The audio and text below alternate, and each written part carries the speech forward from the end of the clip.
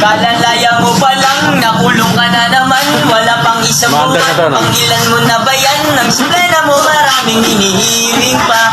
Lalaya pa kaya, nakulong ulit diba? Sabi ng attorney mo, huwag ka nang magloloko. Pag hindi ka pa nagbago, di ka nagpakalayo. Oo, paglaya mo, uulit ka. Paglaya mo, uulit ka. Nakakulong na naman tayo. Nadami na naman sa tungo nyo. Mga pulis na puro gwapo. Section 11 inasunto.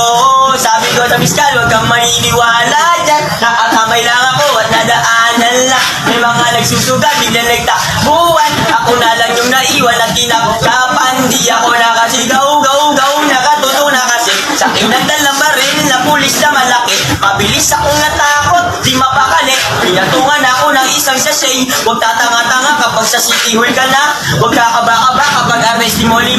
Idaan na lang sa tawa kaysa magpakatanga. Hanggang sa magdasal ka na, sana may plibarinin sila. Baka di mo alam na hindi na bilang. Ang once iaaminin mo ay liliyab ka lang. Kapag 5 naman, huwag ka magpakatibang. Huwag mo aminin, tsak magiging time ang kanan yan. Alam mo yan, kaya ilitas mo muna ang sarili mo. Hayaan mo sila na mag-isip na kung ano-ano. Hanggang sa sila ay maingit kakatingin sa'yo. Pag nagawa mo yan, ay tsak na ang bibilin sa'yo.